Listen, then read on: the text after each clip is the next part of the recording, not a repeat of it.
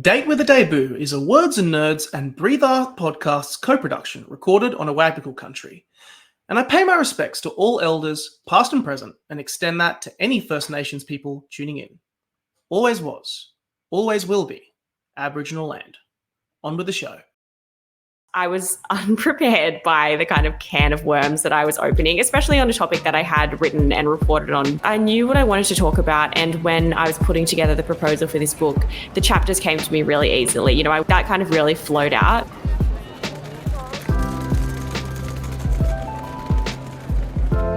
Welcome to Date with a Debut, a podcast about debut authors, their incredible books, and their journey to publication. If you are looking for a new author to discover or writing inspiration for your own story and you don't know where to start, this is the place to be. I'm Nick Wasiliev, author of When Men Cry and your host for today's show, and I'm delighted to welcome another debut author in today's episode. If you enjoy this show, or indeed any other shows on the Words and Nerds platform, jump online and give us a thumbs up, a 5-star review, wherever you are listening. Thank you for listening to us and for supporting the Australian book industry. You can also find any books mentioned in today's podcast down in the description. Today, I'm joined by Gyan Yankovich. She's the lifestyle editor of the Sydney Morning Herald and The Age and has had her work published in The Cut, Vox, The Guardian, Vice, and more. But we're here today to talk about her book debut, Just Friends, on the joy, influence, and power of friendship, published by Ultimo Press, which you can grab a copy of right now in the description. I started off by asking Gyan about her writing journey and where this idea came from for a book about friendship.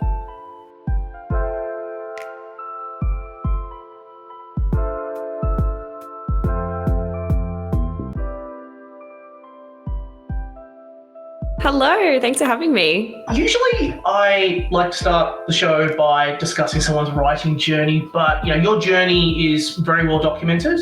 You've been published in many places: Sydney Morning Herald, The Age, The Cut, Vox. The list goes on. But also I'm just really interested in the story of this book and just how this book came to fruition. Where did this idea come from? It's a tricky one, and a lot of people ask me this, so I should have a better answer. But I, as you mentioned, have worked at lots of different places, magazines, websites, newspapers, and I've always, in the past 14 years that I've been doing this, found myself coming back to friendship, even in jobs that it was very much not in the job description. I always were pitching stories about friends, why they matter, why they're so important, how to make friendships stronger. And then I, as a lot of journalists and other writers do, get to the point where you're like, I think that there could be a book here. I think that that's something that I could do and something that I've always wanted to do. And then I kind of found myself at this interesting point where I'd been thinking about this idea for a few months, and then my role at where I was working at the time was made redundant. And I was like, okay, what's next? And I was feeling really burnt out after this role. And I was like, maybe normally I bet that was the second time my role had been made redundant, one of the perks of working in media in this day and age. But unlike in the past, I didn't feel ready to go back into another full-time role. I was just coming off, a few years after after 2020 pandemic levels, and I was just feeling really exhausted and keen for something new. And I thought, okay, well, let's try and make this book happen. So that's kind of where it all started. It is always so funny how off the back of, I always find it funny kind of the pandemic books that have been coming out. People have had the time on their hands to write a book. But I've also noticed that a lot of people off the back of something like being made redundant, suddenly having time on their hands, that they just finally jump into that idea or that project that has kind of been sitting in their head for a while. And I'm not surprised at all to hear that you kind of, considering your background, that this idea had just been stewing in there for a while.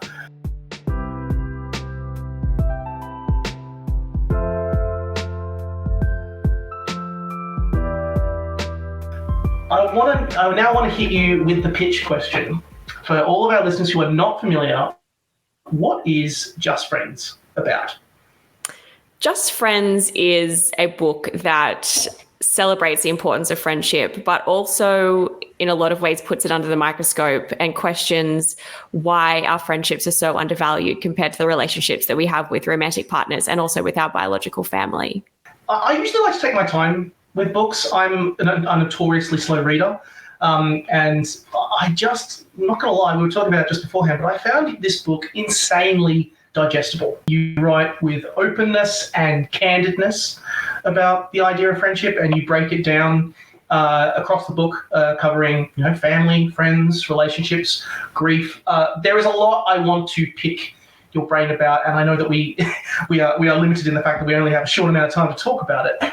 But I will say, first of all, I felt into the second chapter of this book about the friendship recipe that you've titled it, where you kind of share this story about a friend of yours called Isaac. But you also talk about Julie Beck, who conducted like 100 interviews about friendships and around how we communicate and how our friendships exist and how we view them.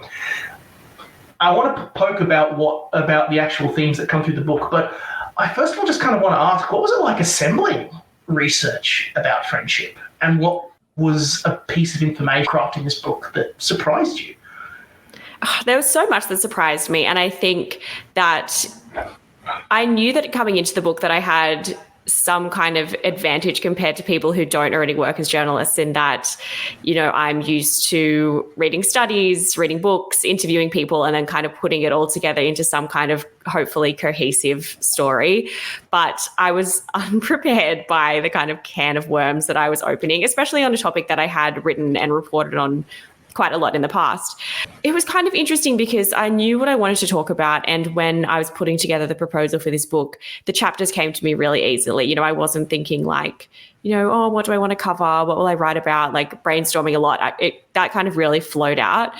But what was more shocking was when I was like, okay, I want to write about what it means to be someone's friend. And then once you dig into that, there's so many people you can talk to. And I ended up having this huge Google Doc that was literally just like a dumping ground of like someone who has made friends on social media but never met, someone whose friend has done this for them, like this huge list of people that I could talk to. And then I was really pleasantly surprised by how much research had actually been done around friendship, and not just friendship, but other topics that are an extension of friendship. So community is a big example, neighbors, colleagues, in terms of workplace loneliness. Once you even look beyond that definition of friendship, there was so much out there to filter through, which was a very overwhelming task, but was also really satisfying.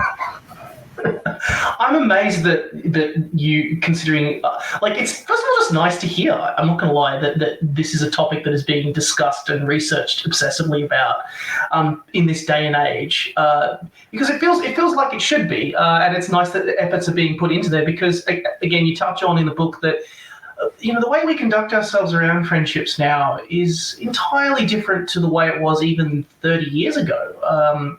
We've got new things in place. In the past, in the 50s and 60s and 70s, how people were friends with each other is very different to today, with our new hyper obsession with this crazy thing called social media, the online space. Technology is weaving its way into our friendships as well. What were the key things from this amazing, massive Google Doc that you had, and the people that you spoke to, and the crafting of this book? How do you think 21st century friendships have changed compared to previous friendships in the past? And in a modern sense, what is being a friend? Yeah, big questions. I think that when we talk about decades past, something that I was really interested in and ended up reading a lot about was this idea of the nuclear family, and how it has shaped so much of what we think about the importance of romantic love, particularly around marriage, as a really key milestone that a lot of people strive for and celebrate. And it's, really sits at the center of a lot of people's lives. But also as an extension of that, the nuclear family, and I guess the privacy and security that people hope to find within that unit of, traditionally a husband or wife and children, and then the extension of that being extended family. That has shaped so much of what we think, how we signpost our lives, how we consider ourselves successful, what, the decisions we make, where we live, all of these things. And I think that that's obviously still very important. And I'm definitely in no way trying to bring down the idea of the nuclear family or romantic love in any sense. Obviously very important. But I do think that there is a bit of a rethinking of that narrative when people, think about different futures that they can imagine. And that was something that out of all those conversations, I think was one of the most delighting and surprising things that kept coming up again and again, was that when people are thinking about family, it's obviously a word that with a definition that stretches a lot depending who you're talking to. A lot of people were considering how friends fit into that umbrella. And they were thinking of their futures, not just with whoever they're romantically involved in or whoever they're biologically related to, but they were also thinking like, how are friends part of my future? And what are friends doing for me in the next 5, 10, 20 years? And what can I do for them? And I think that that's something that isn't necessarily spoken about. And it was really surprising once I started having conversations with people and letting them know, I guess, that it was a safe space in the conversation to say like, yes, my friends matter to me as much as my partner or as much as my parents or my siblings or my children. Obviously very different relationships with those people. But once people felt like they were allowed to tell me like, yeah, I love my friends just as much and they mean just as much to me, like a lot of the time they did. I like that this book has come out at this particular time because it does feel like, and maybe this is probably based on more personal anecdotes, but you may disagree, but it does feel like that there is a deconstruction of previous stereotypes around, like you say, the nuclear family. In the 21st century, the idea of what a family is already ever changing and is constitutes and is being examined and recontextualized and broken down and reconstructed in different ways. You'll have situations where people will never get on with their families at all, but their friends are everything to them. Yeah, definitely. I have no comment to add here, but it just felt no question to add here rather. But I feel like it's just the ideas that are permeating just feel reflective of the 21st century. It's not just about stereotypical family dynamics. Humans are complicated. We're complicated creatures and social creatures. They are, and it reflects well. Yeah, and that was something that it was really important to me in the book as well, that when we talk about friends, we don't need to talk about friendship and our friends in our lives as a kind of isolated being. Like we should be thinking about how our friends run alongside, our relationships with our friends run alongside the relationships we have with our partner. Like how do they interact? How do they influence each other? And similarly, family, as you said, not everyone is in touch with their biological family. And I think for that reason, there is starting to be a bit of a pushback on that idea that like, no one will love you like your family or no one understands you, like blood's thicker than water, et cetera, et cetera. And I get into this a lot in the book, as you would know, but I think that those kind of narratives are really damaging because for a lot of people, hearing them sounds like, oh, well, I'll never experience that kind of closeness. I'll never experience being known in that way because, my family aren't here or we're not connected or, there's so many different reasons why people can have complicated and complex relationships with their family, even when there is a lot of love and closeness there. So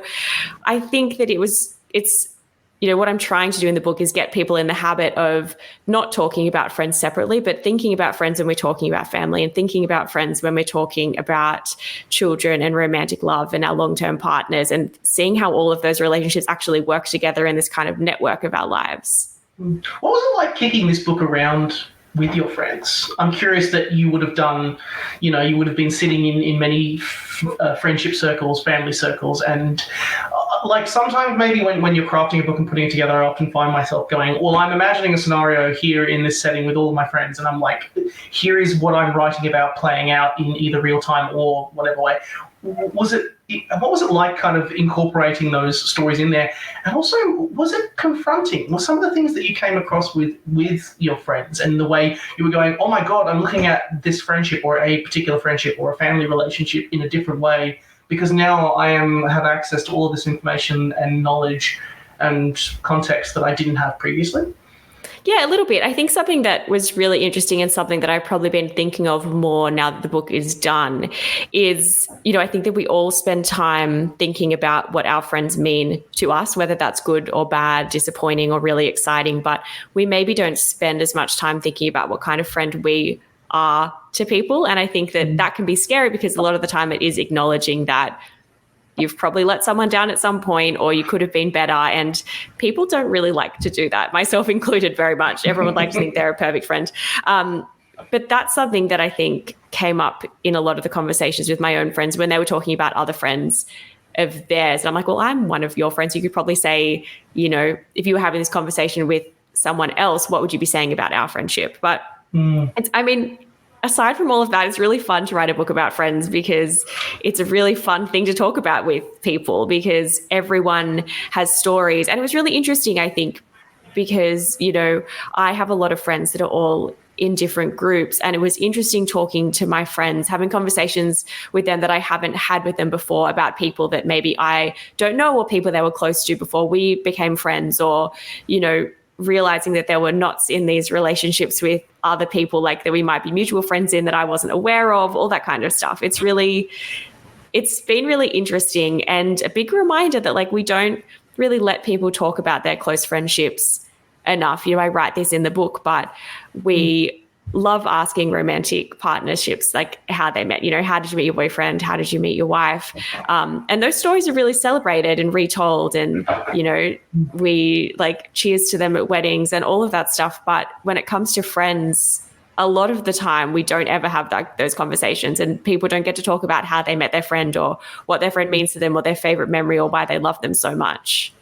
Do you think it's changing? Because I mean, this is more, again, a more of a personal anecdote, but often I love, you know, when you meet someone who's a mutual friend of a friend and then you share those stories and stuff like that. It's one of the most enjoyable parts and enjoyable ways of connecting with someone new, or indeed reinvigorating or rediscovering or reinforcing why you, you know, view someone as a friend in such a way. Do you think that's changing? I do think it's changing, definitely. And I think that once you do it once, and like, you know, you meet someone new at a party and you say, oh, how do you know the person whose birthday it is? And you get into that really fun conversation. Then you get to tell your own story and you feel how good it is to tell that and share that with someone. Then I think that it's all about building a habit and thinking, okay, well, you know, how can I find that same joy? Not with someone that I've just met for the first time at the party, but also looking back and being like, oh, I know that my friend has that, you know, long-term friend that I think that they met in either school or uni, but I can't quite remember. Like, ask them, get the story next time you see them. It's so nice kind of weaving together this tapestry of people's histories that they have with their friends. Get the goss. It's the fun. Get the goss, please. Get the goss. You touch on a story that I actually wanted to ask you about that kind of comes up near the end of the book. In the book, you, like in different chapters, you talk about family, you're talking about relationships. One of the things you also talk about is things like grief, and also identifying things about what happens when friendships end. Which we have kind of touched a little bit on as in the past, earlier in this podcast, rather. I imagine, you know, this whole process would have taught you a lot about just the world of friendship. And there is one particular story you mentioned where you went to a birthday party that you said you originally weren't going to go to, and you found that, you know, you were chatting with people, you were talking with them, and you know, it was people you weren't as familiar with, but the effect it had on you, I think you described it as like a dizzying effect, in a notable way. First of all, tell me a little bit about that experience a little bit more. I just kind of want to pick your brains a little bit about it. And it kind of leads to like the main part of this question I want to ask, which is, I always love hearing from authors what writing this book taught them, because often it's like, what do you want the reader to get out of the book? Well, go ask the reader themselves. What did this book teach you as an extension of that? Yeah, I mean, that particular scenario, which for people who haven't read the entire book, I think that's in the conclusion, was this party that I got invited to from a friend of a friend, and I'd been at like a family thing all day, and I was like, oh, I'm going to bail on the party. You know, it was a costume party. I didn't feel like getting dressed up. I didn't feel like going. I just couldn't be bothered, to be honest. Like it wasn't that I didn't want to see people there. It wasn't that I didn't think it would be fun. I just felt really like emotionally burnt out in that a way that it just felt easier to make up an excuse and not be able to go. And I actually sent the text being like, I can't make it. I don't think I can make it tonight. Like, I'm so sorry. Have a beautiful birthday. Catch up with you soon. And then I got home and I was like, what am I doing? Like, I can go to this party. So I put together this costume, went to the party and arrived. And it was one of those parties where like I had my kind of one good friend there and everyone else there was a good friend of hers. And I was like an invite through her kind of thing. And on the drive there in the Uber, I was thinking about this research that I'd been told by someone I interviewed for the book that was about what she called the liking gap. And it's about this predisposition that we all have to assume that people like us less than they normally do. And I think that it's a feeling that a lot of us are familiar with. You know, you walk into a party or a class or a meeting and you are hesitant. You think, oh, I don't know what everyone thinks of me in this. And you can get really self-critical whether you realize it or not. But in truth, basically researchers that have looked into the liking gap found that we're always underestimating how much people like us. And for that reason, you know, people like us a lot more than we assume. So I tried to keep that in mind. And I thought, what would it feel like to go into this party and assume actually that like people are excited that I'm there and people who I've only met a couple of times are excited to see me and like me and, you know, are looking forward to chatting with me, having a dance, getting to know me more. And it was like, it honestly sounds so cheesy, but it was amazing. And I had the best night. And I have a bad habit, I've realized, of if I'm in, you know, a situation like that with someone and there's, you know, I've met them before at like a dinner or a few years ago or something, we vaguely know each other. Like I am not the first person to say hi. I'm not the kind of like, make eye contact, go over, like reintroduce yourself, chat. And once I had in my mind this idea of the liking gap and what there was to overcome, it was a lot easier to be that person and walk up to people and be like, oh, it's so nice to see you. Like, I haven't seen you since, you know, 6 months ago when we ran into each other at that dinner. Like, how are you? Like, I love your outfit. You know, what have you been up to? And all of those conversations went so well. And it was just such a fun night. And it sounds so silly because I think that we all underestimate those little mental hurdles that we have to overcome. And it's easy to read research like that and be like, oh, well, that's not me. Like, I don't really do that. But if you kind of just acknowledge that, like, you're not special, and if research finds that most people do something, like, you're probably doing it too, then it can be really helpful.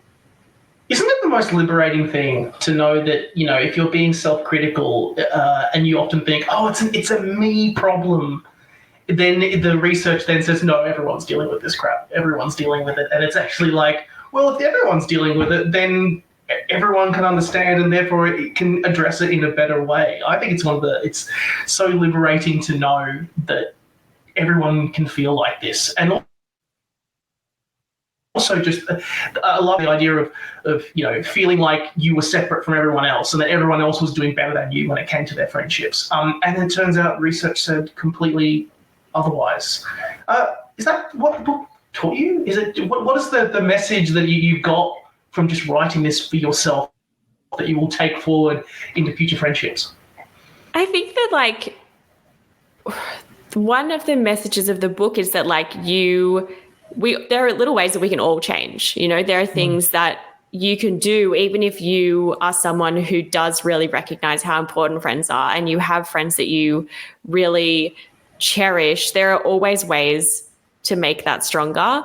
And it is about, like, being proactive and putting the effort in and thinking, like, what can I do today to make my friendships better? And I think that, you know, when it comes to friendship or relationships, really, I'm sure that a lot of people in, like, really long-term romantic relationships would agree, like, it becomes really easy to take people for granted, take closeness for granted, assume that things will stay the way that they are now because of, you know, they are the way they are now. Like, why would they change? But things do fall apart and people do drift if you don't continually put the effort in. And I think that that's what it taught me as someone who had been writing about friendship for a long time and loves my friends so dearly. I was like, wow, there's still things that I can do that are going to make a difference, not only in my life, but also in the life of my friends. And I hope that that's what people come away with as well. Like, no matter where you are in the friendship journey, I guess, like, whether you are someone who is actually really looking to make new friends, which a lot of people are, or if you're someone who's like, I've got enough friends and I love them, like, no matter where you are at the stage in your kind of friendship journey, there's more that you can do. You just kind of have to think about it and really commit to it.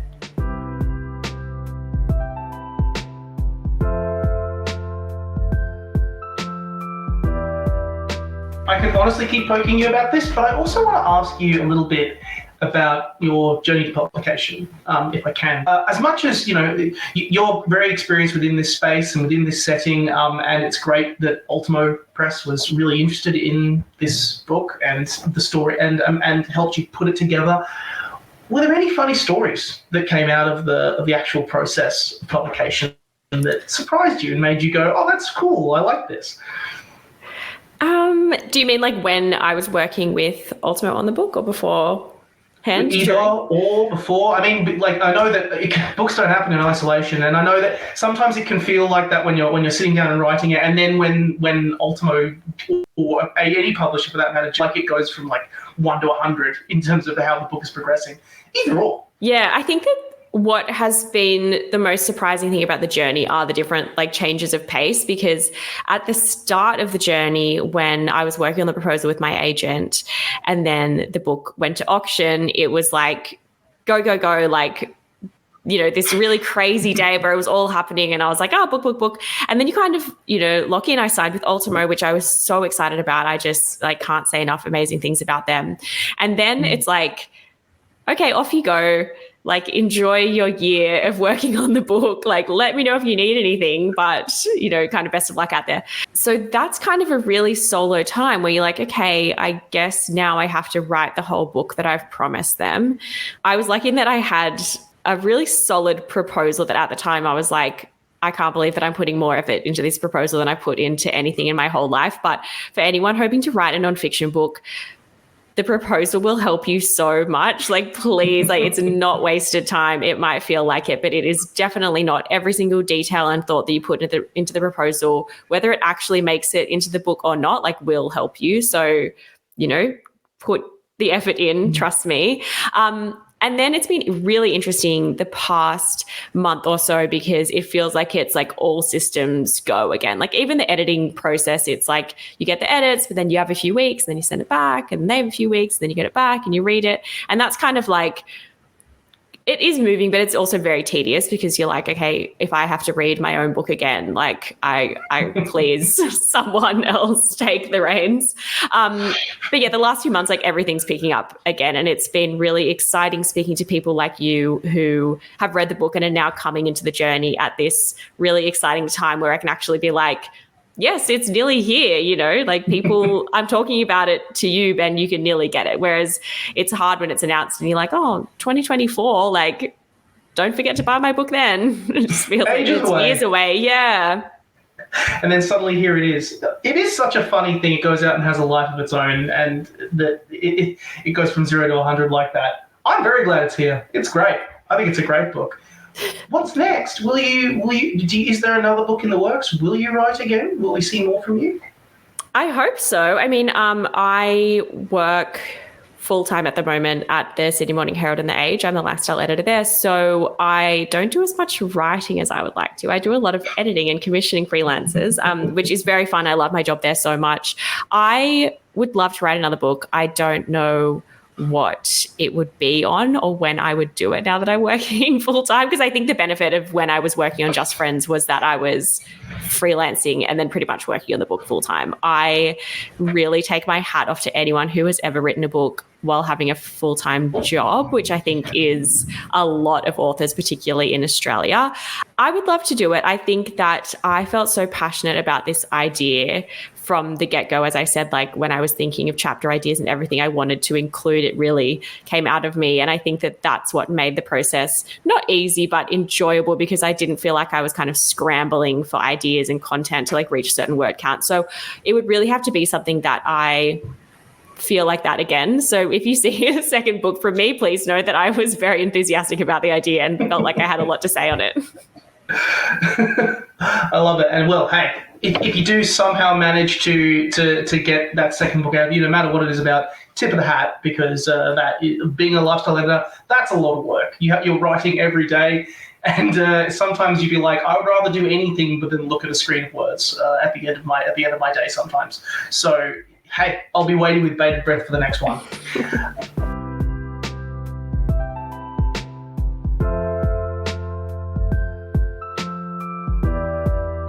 We are now at the part of the podcast where I hit you with a series of rapid fire questions. Yes, great. And you just give me the first answer that comes to your head. No pressure at all. Okay.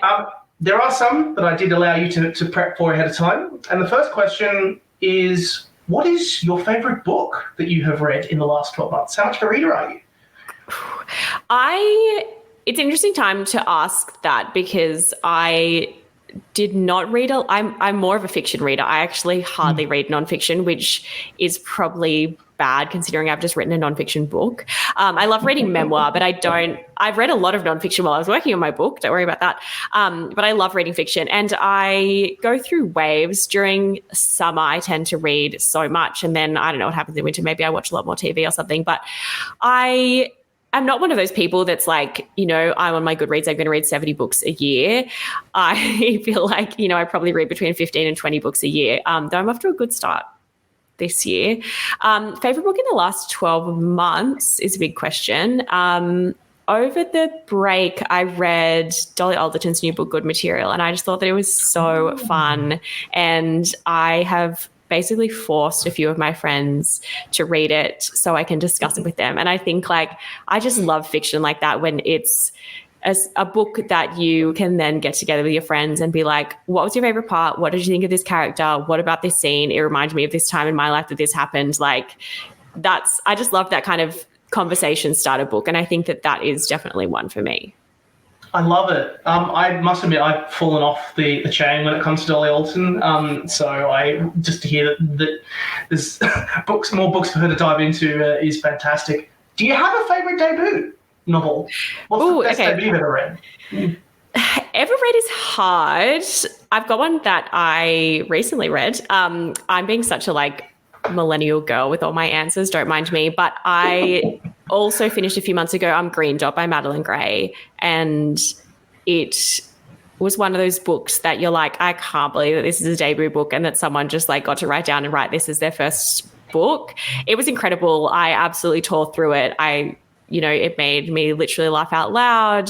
I nearly cried. It was really, really beautiful, but also extremely witty and funny. And I just think that that's such a rare combination. Maybe not rare, a combination that I really appreciate. And yeah, a debut from an Australian author, which is amazing. Sounds great. And isn't it great when an author hits the ground running like that with here we go, here's your first impression, bang. It's so exciting. Do you have a favourite word? A favourite word? Mm-hmm. Oh, God. I'm curious now, as the editor in you may come out. Would there be a word that you like? I really like saying this word, or writing this word, or dropping this word into a piece. A word that I really like, I think, is meaningful. And I probably say that a lot, and I probably write it a lot, but I think that it is a really powerful word because it can be applied to so many different situations and people and things in our life as just this is something that really matters to me, and it matters for more than the reasons that other people would be able to see or recognize. Nice. That's a good word. I like that. Meaningful. Feels... sometimes words can be just frivolous or just enjoyable to say, or they're a little heavier. I feel like it's a heavier word, saying meaningful. Yeah, it's a deep word. Sorry. There's probably I'm going to get off this and be like, what about that really fun word that rolls off the tongue? No, I like it. For you. I like deep and meaningful. Time to do your homework on the Google Doc. This may be the mean question. What are Julie Beck's recurring themes from her conversations on friendships? That was literally the first interview I did for the book, and I did it in a long time ago.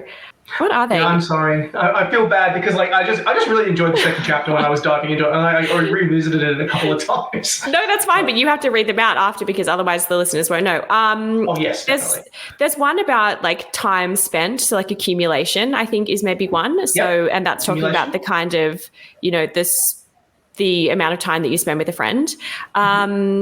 Is one attentiveness? Attention. I'll give you attention. There you go. Attention. Yep. Is care one?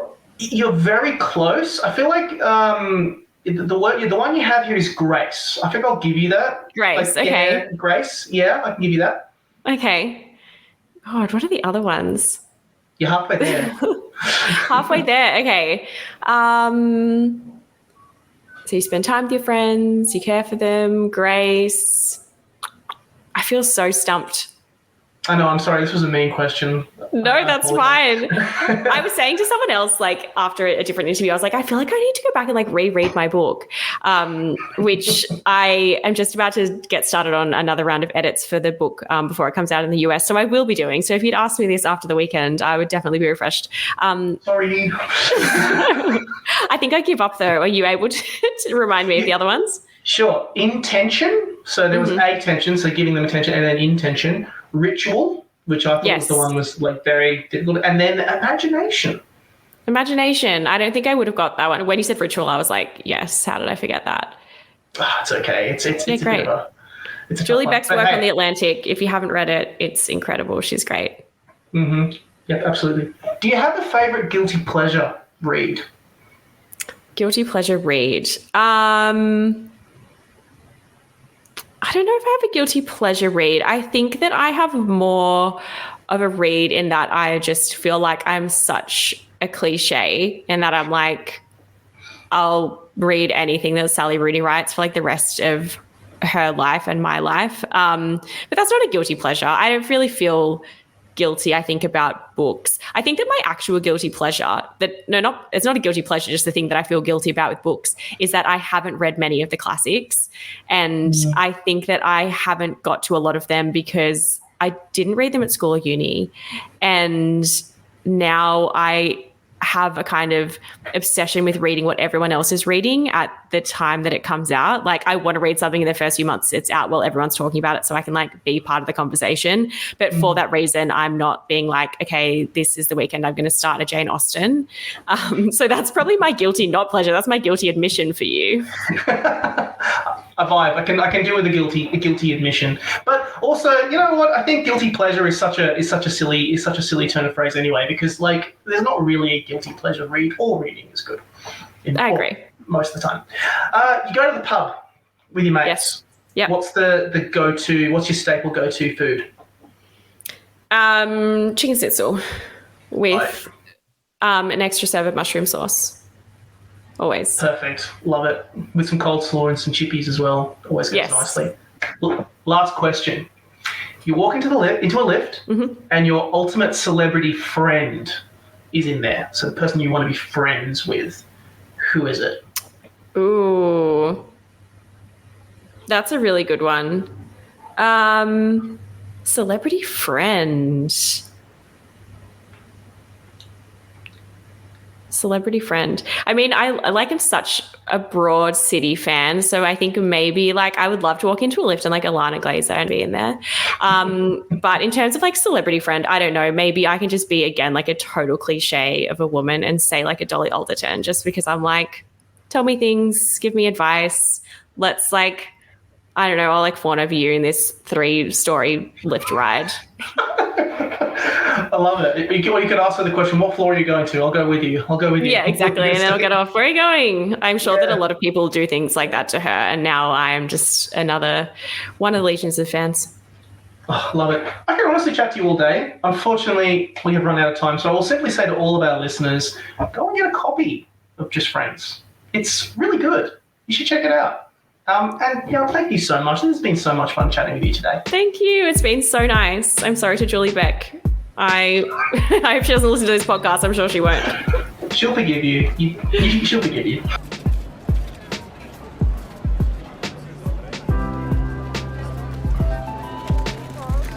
Thank you for listening to today's episode of Date with a Debut and for listening to the Words and Nerds channel.